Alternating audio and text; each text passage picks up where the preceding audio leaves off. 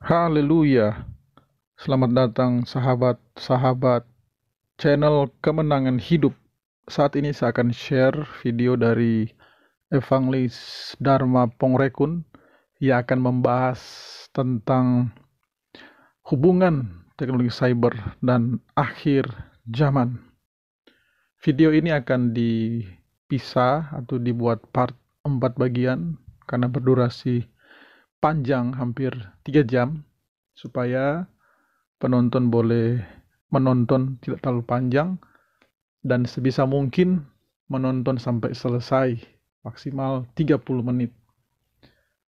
Siapkan pemikiran kita, hati yang terbuka untuk mendengar pemaparan dari beliau. Terima kasih. Pada kesempatan sore hari yang berbahagia ini, izinkan saya tidak berkhotbah karena saya sebenarnya bukanlah pendeta. Saya hanya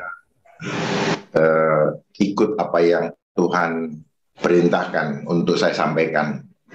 Pada kesempatan ini saya ingin menyampaikan sedikit paparan mengenai hubungan teknologi cyber dan dengan akhir zaman. Izinkan saya paparkan dulu, setelah itu Bapak Ibu sekalian silakan untuk bisa menanggapi atau kita tanya jawab. Dan ini yang saya dapatkan, yang Tuhan bukakan banyak kepada saya. Sebelum saya masuk sedikit di dalam beberapa dasar firman Tuhan mengenai hubungan antara teknologi dengan akhir zaman, saya akan membuka dulu gambaran bahwa selama ini kita sudah digiring oleh suatu konsep sistem edukasi global yang membuat kita sulit memahami antara yang material dan imaterial, yang terlihat mata dengan yang tidak terlihat mata. Kita berhadapan dengan alam roh, banyak di antara kita kebingungan di dalam menghadapinya.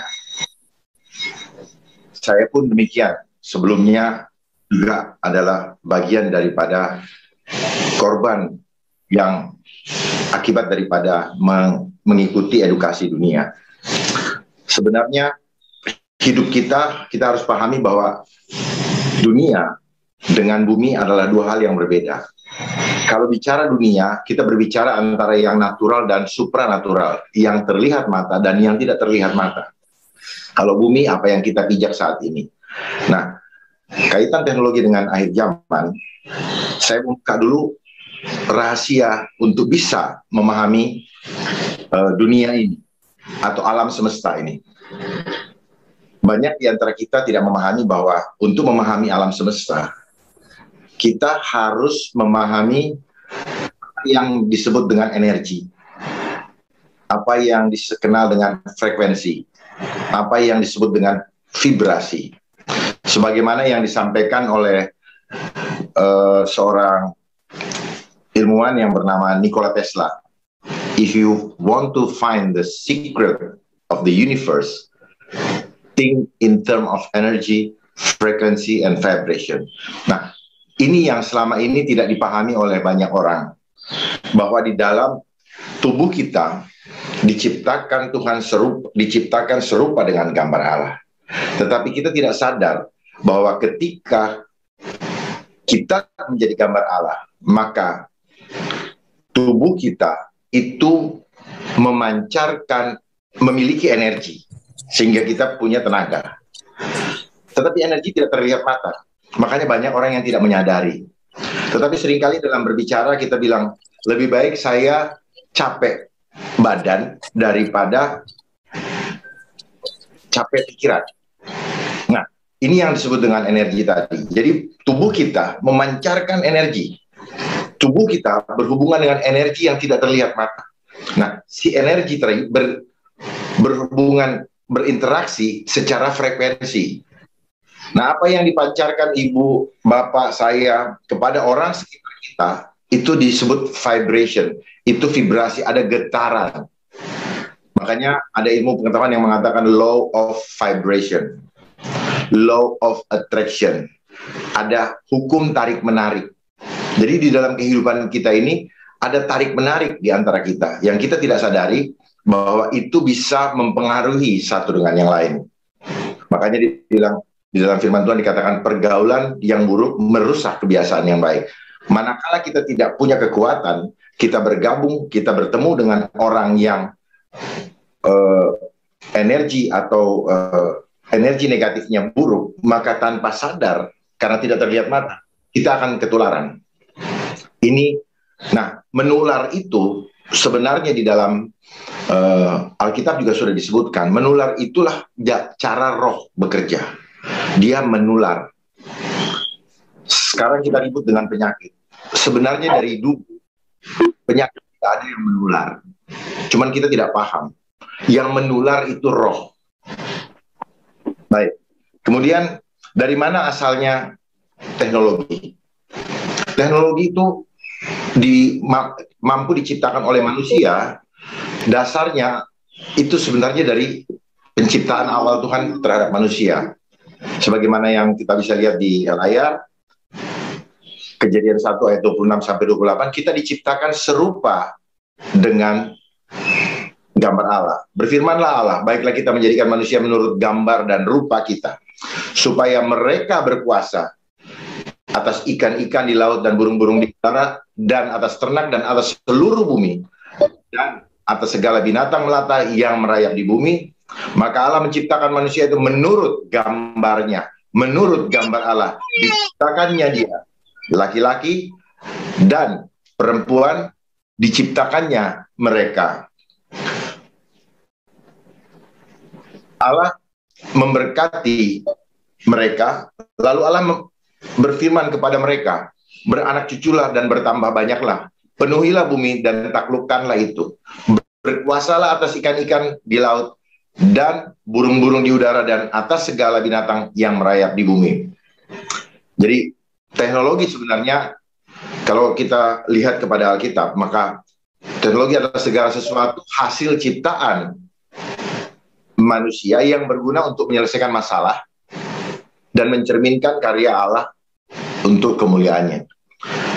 Namun apa yang terjadi saat ini, kita sedang berhadapan dengan ciptaan manusia yang justru bukan untuk kita, bukan untuk menguasai dan menaklukkan dunia, tetapi justru saat ini kita merasakan terbalik. Teknologi sedang digunakan untuk menguasai dan menaklukkan.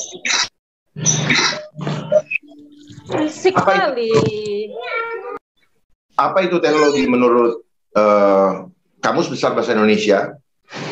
Adalah keseluruhan sarana untuk menyediakan barang yang diperlukan bagi kelangsungan dan kenyamanan hidup manusia. Menurut Merriam-Webster, sebuah penemuan hal-hal penting yang digunakan untuk menyelesaikan pekerjaan. Itu yang disebut dengan teknologi. Lalu, kapan teknologi itu bisa kita lihat di Alkitab dinubuatkan? Sebenarnya sejak Amanat Agung, bisa kita lihat bahwa di dalam Matius 28 ayat 19 sampai 20, di situ Yesus berkata, karena itu pergilah, jadikanlah semua bangsa muridku dan baptislah mereka dalam nama Bapa, Putra, dan Roh Kudus. Dan ajarlah mereka melakukan segala sesuatu yang kuperintahkan kepadamu, dan ketahuilah, aku menyertai kamu senantiasa sampai kepada akhir zaman. Pergilah, tentunya kita kalau berpergian keluar kota, kita menggunakan teknologi. Kita naik mobil, kita pergi ke seberang pulau, kita menggunakan teknologi. Pergi ke negara lain, kita menggunakan teknologi. Entah itu pesawat, entah itu kapal laut. Semuanya adalah teknologi yang diberikan, yang kemampuan mencipta teknologi itu Tuhan yang berikan. Karena kita diciptakan serupa dengan gambar Allah. Atau kita adalah image of God.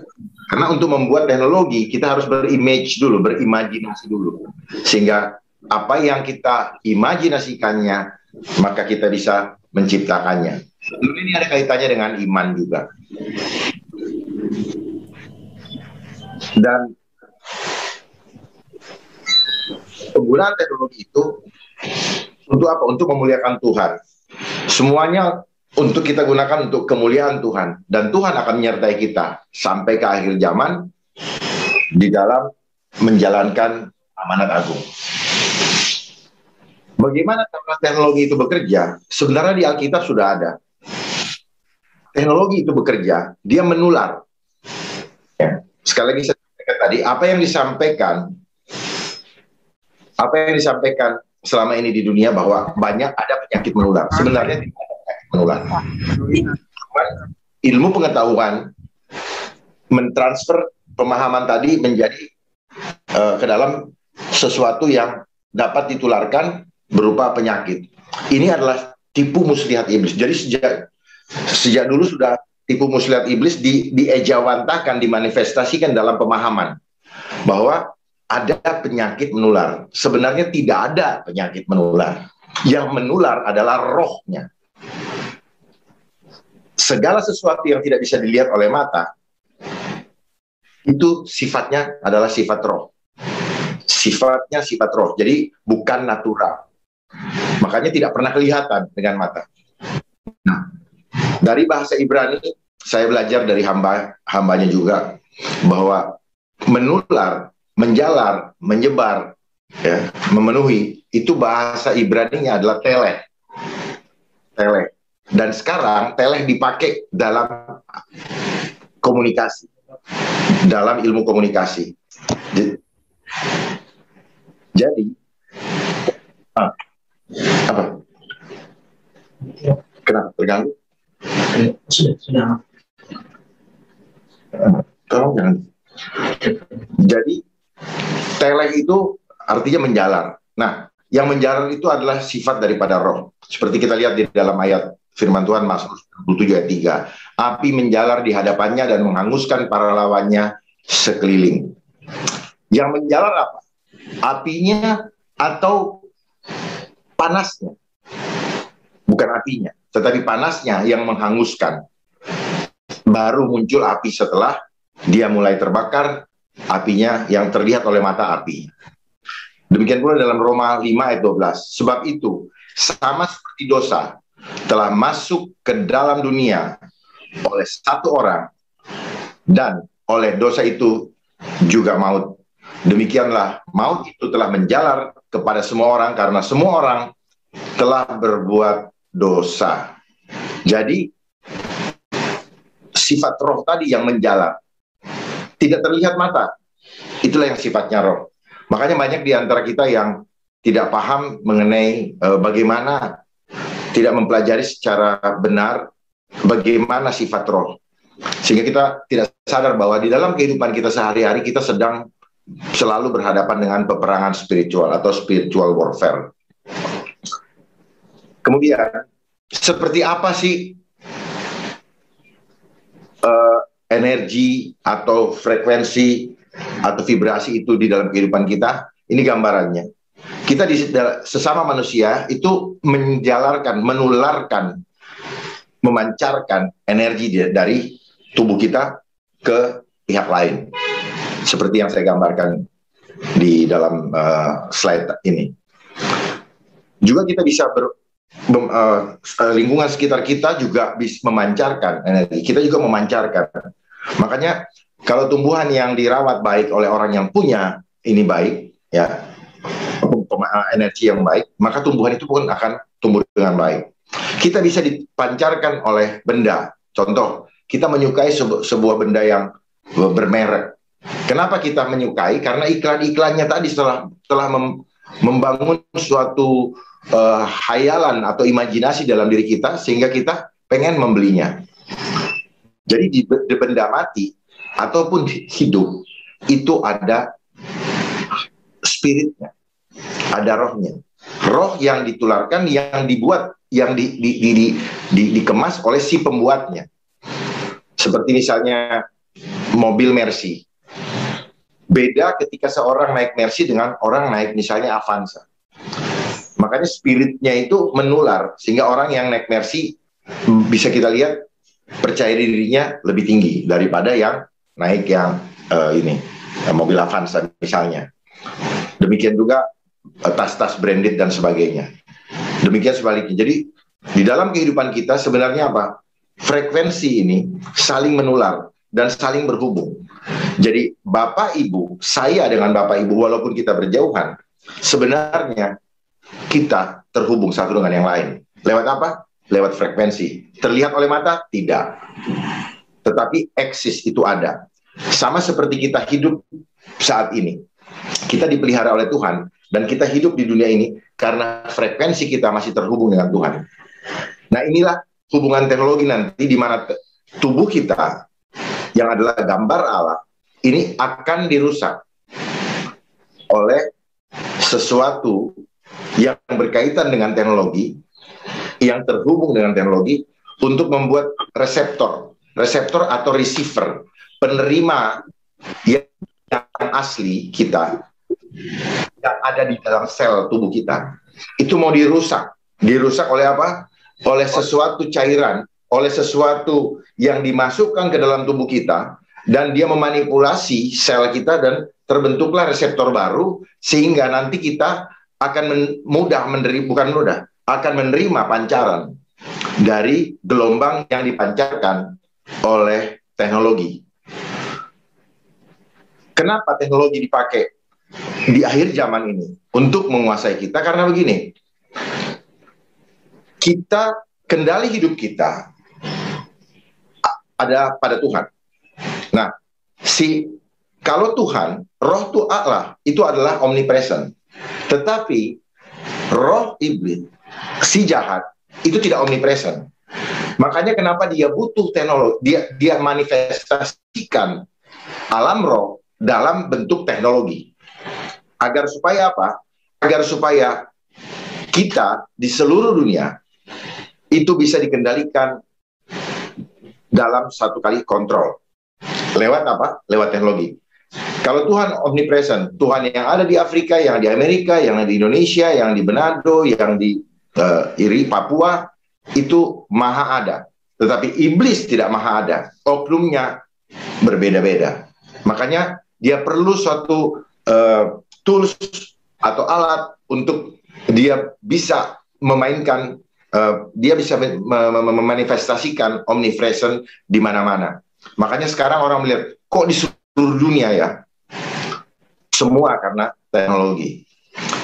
Bapak, Ibu, dan saya tidak akan mengenal berita apa di suatu tempat. Ada apa yang terjadi kalau bukan karena teknologi. Itulah cara omnipresent daripada manifestasi si jahat yang dimanifestasikan dalam bentuk teknologi yang kita kenal dengan telekomunikasi. Jadi tele itu berasal dari bahasa Ibrani.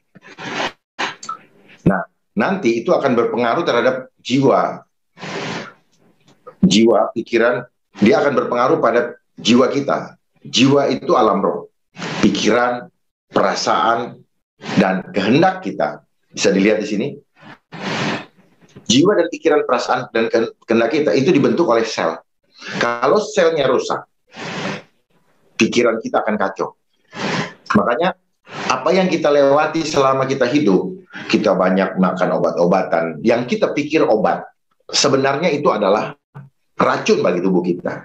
Dan itu merusak sel-sel kita, sehingga pola pikir kita menjadi berubah. Tidak lagi fokus kepada Tuhan, tidak lagi punya kekuatan pikiran yang selalu connect dengan Tuhan, tetapi selalu mudah diganggu, karena selnya berubah. Selnya tidak lagi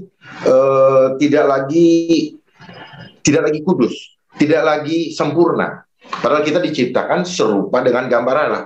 Makanya teknologi ini tujuannya tidak lain dan tidak bukan hanya satu. Dia ingin merusak gambar Allah.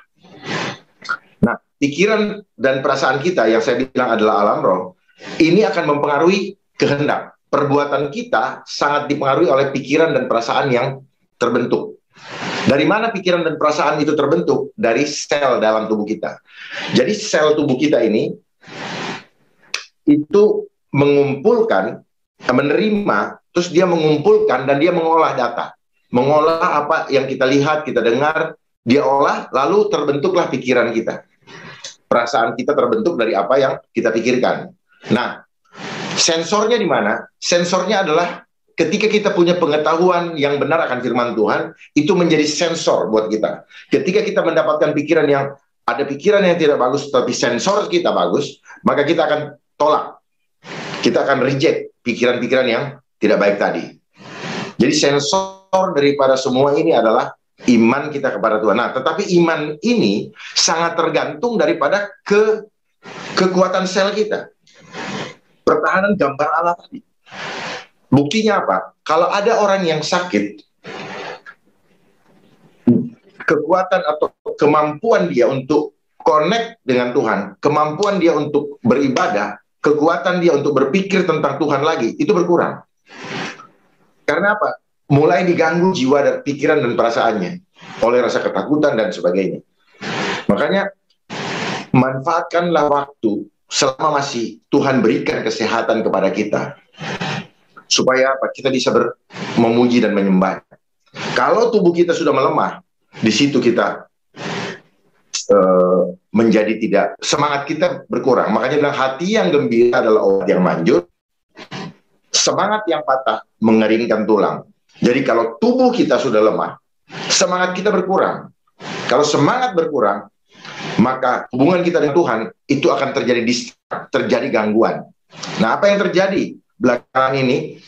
Sel-sel kita, tubuh kita, ini sedang akan dirusak. Sedang akan dirusak, banyak yang sudah rusak.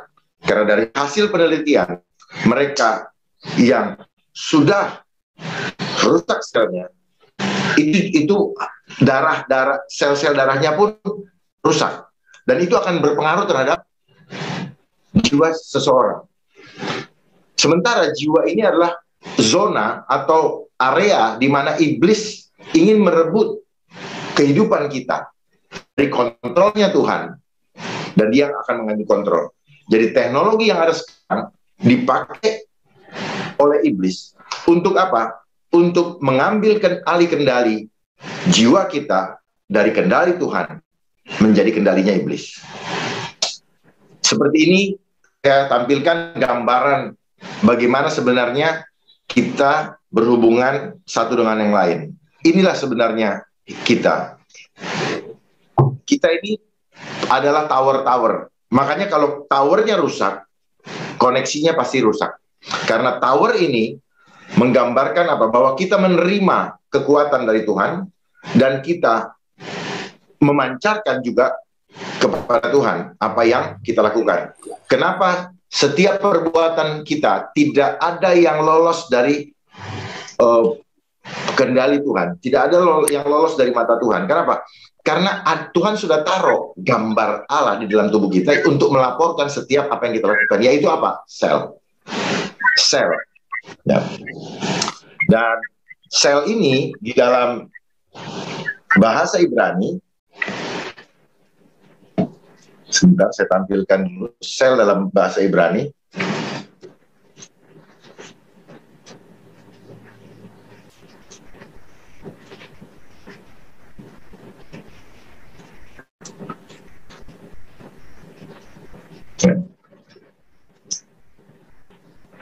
Bisa ini jangan.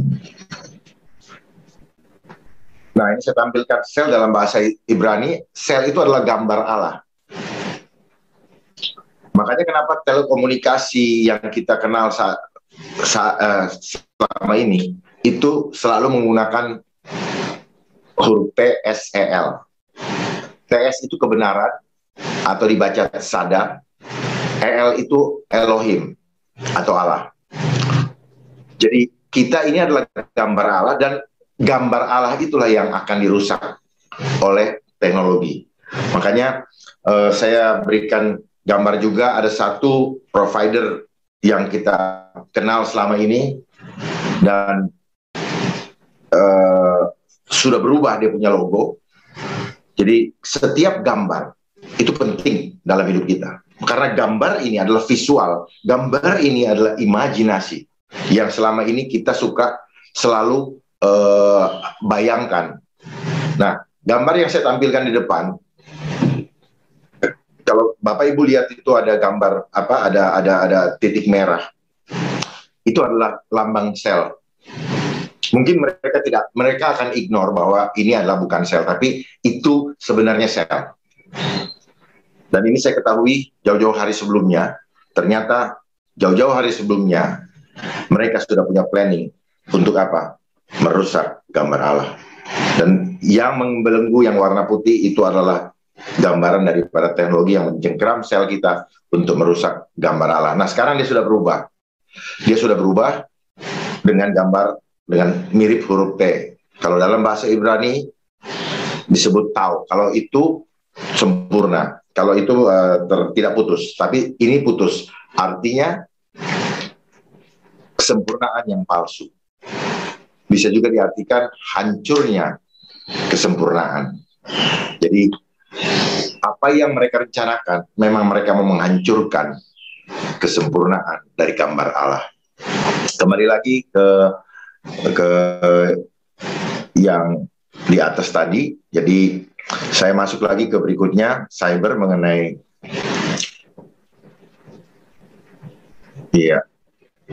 cyber.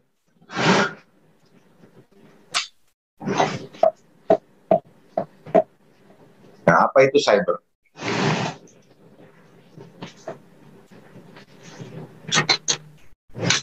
Apa itu cyber? Menurut KBBI, keseluruhan ini loh kamu ya.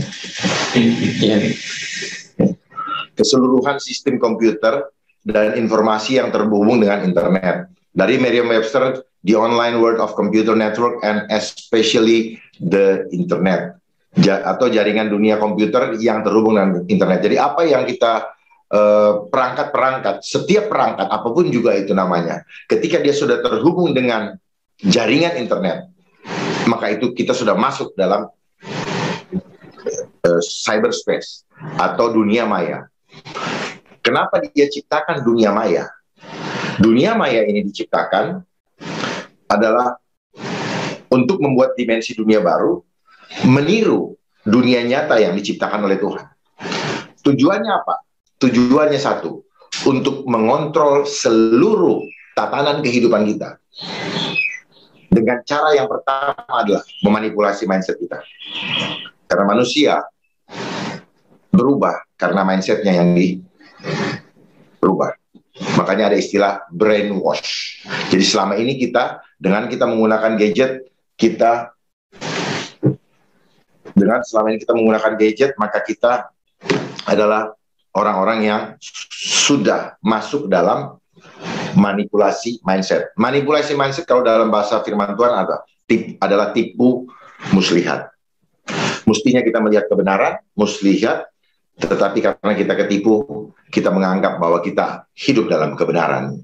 Padahal kita sedang masuk dalam jurang kesesatan. Kita tidak sadar. Kenapa?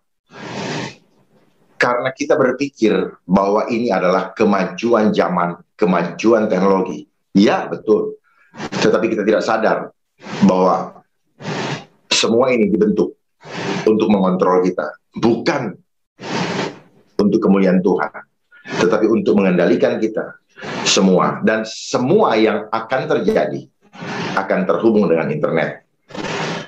Karena dimanapun nanti berada, kalau reseptor itu sudah terbangun di dalam tubuh kita, maka tubuh kita akan mudah dikendalikan dari jarak jauh, bahkan mudah di remote control dan di delete, kayak matiin televisi atau matiin AC atau nyalain mobil dari jauh dan sebagainya. Berikutnya, apa itu internet? Seluruh sistem komputer dan informasi yang apa itu internet adalah jaringan komunikasi elektronik yang menghubungkan jaringan komputer dan fasilitas komputer yang terorganisir atau terorganisasi di seluruh dunia melalui telepon atau satelit.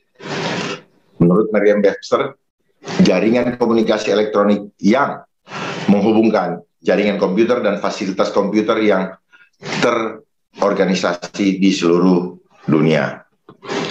Nah, di mana nubuatan internet di firman Tuhan? Di Wahyu 11 ayat 9. Ketika masa turbulensi, di mana ada 2 saksi Allah yang akan dibunuh, dan orang-orang dari segala bangsa dan suku dan bahasa dan kaum melihat mayat mereka 3,5 hari lamanya, dan orang-orang itu tidak memperbolehkan mayat mereka dikuburkan. Nah, bagaimana mereka bisa melihat mayat mereka 3,5 hari lamanya? Sudah tentu karena adanya internet melalui streaming yang kita sudah alami, sudah praktekkan selama ini. Termasuk apa yang kita sedang lakukan sekarang, dengan kita dipaksa untuk ikut, untuk melakukan ibadah, melakukan lewat Zoom atau webinar seperti ini, kita sedang dipecah-pecah. Kita sedang dibuat menjadi droplet. Sebenarnya we are an ocean, we are not droplet. Kita adalah bagian daripada keseluruhan, tetapi dia mau memisah-misahkan kita satu persatu, sehingga kita hidup tidak lagi dalam kesatuan persekutuan dengan Tuhan. Kita tidak sadari bahwa alat yang sedang kita pakai ini pun adalah desain, bukan terjadi sekedar hanya untuk perkembangan teknologi, menghadapi adanya pandemi, tetapi memang mereka sudah siapkan. Untuk apa? Untuk menggiring kita, supaya setiap kegiatan kita, setiap apa yang kita bicarakan, semua terkontrol oleh mereka. Sekarang pun mungkin mereka lihat apa yang kita bicarakan. Walaupun kita berpikir bahwa, oh, sekian orang yang ikut, yang lain tidak bisa ikut. Tetapi mereka yang punya teknologi ini bisa melihat kita.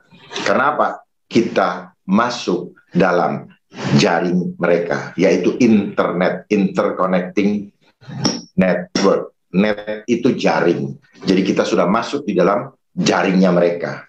Bagaimana kita keluar? Cuma satu, andalkan kekuatan Tuhan. Tanpa kekuatan Tuhan, kita tidak bisa. Dan akan banyak orang yang jatuh. Karena kita sudah terbiasa dengan kehidupan yang hedonis, kita terbiasa dengan kehidupan yang mengandalkan jasmani, kita terbiasa mengandalkan kehidupan kalau tidak ada roti maka kita tidak hidup, dan sebagainya. Makanya banyak orang yang bertanya, aduh bagaimana ya dengan pekerjaan saya apabila saya tidak begini, tidak punya tanda itu, maka saya tidak bisa ikut bekerja. Padahal saya menanggung anak istri dan sebagainya. Itu adalah pertanyaan-pertanyaan yang saya terima akhir-akhir ini. Dan kenapa? Banyak yang tidak menyadari bahwa apa yang sedang kita alami sekarang, yang dirasakan oleh banyak orang, ini adalah proses menuju kepada akhir zaman, di mana seharusnya semua domba-domba atau jemaat ini sudah memahami itu sebelum ini terjadi. Namun alangkah disayangkan bahwa banyak orang yang masih bertanya-tanya, apa iya, apa enggak. Sayang sekali. Sehingga banyak yang terjebak oleh tipu muslihat. Ingat, banyak yang datang seperti domba, yang sebenarnya dia adalah serigala. Mari kita lihat sedikit video untuk menggambarkan seperti apa sebenarnya internet itu.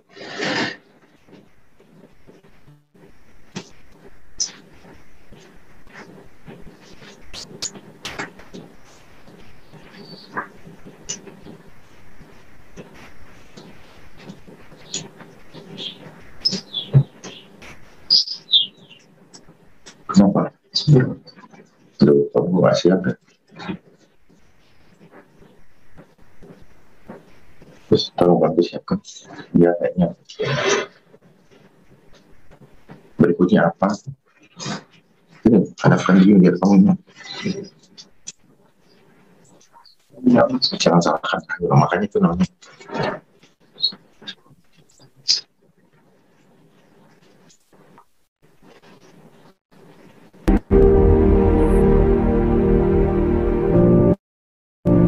We have to understand that today's internet is run by algorithms. Algorithms are the best censor gatekeepers you could possibly produce, because there's really nothing you could do, because every company that develops an algorithm has also intellectual property rights, which means no one is allowed to look into the algorithm and actually see how it works. Not even government agencies are technically allowed to check the algorithm, so they wouldn't know if the algorithm works in a fair and balanced way or if it works in a very one-sided way, which they do. And so what has happened over time, no matter how many algorithms we have received on the internet, no matter how much censorship and control there was, the people have always found a way around, and we keep communicating with each other. We keep exchanging wisdom and information. We keep the internet fairly free for now. But this, what's going to happen, what's going to unfold, was always going to happen. What I'm talking about is in recent months and in recent years, we have seen a large increase in structural cyber attacks. Those are not your regular, we're going to steal credit card info and try to funnel out some money. This is real structural things where big structures, big corporations, big platforms, big government websites were being attacked now.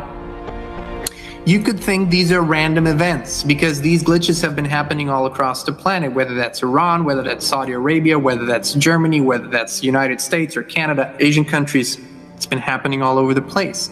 There is a common theme. These are preparation attacks. We believe there's going to be a basically internet shutdown event where such structural cyber attacks will happen that for most of the planet, the internet will be turned off and we won't have access to 90% of all the services because everything now is internet based.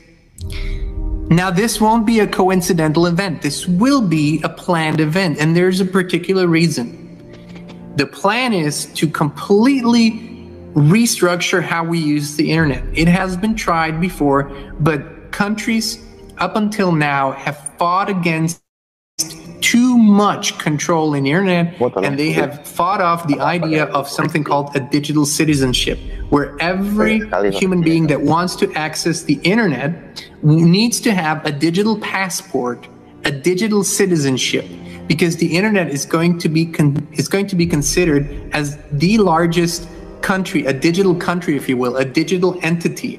And if you want to enter that entity, you will have to have a digital passport and you will have to give your credentials. And so all your movements, from as much as they're already tracked now, they will be then tracked by a centralized power, which will have the name of like the World Internet Federation Association or the World Internet Council, something like that.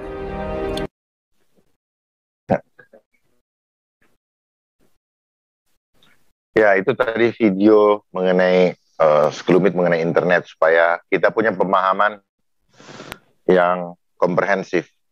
Berikutnya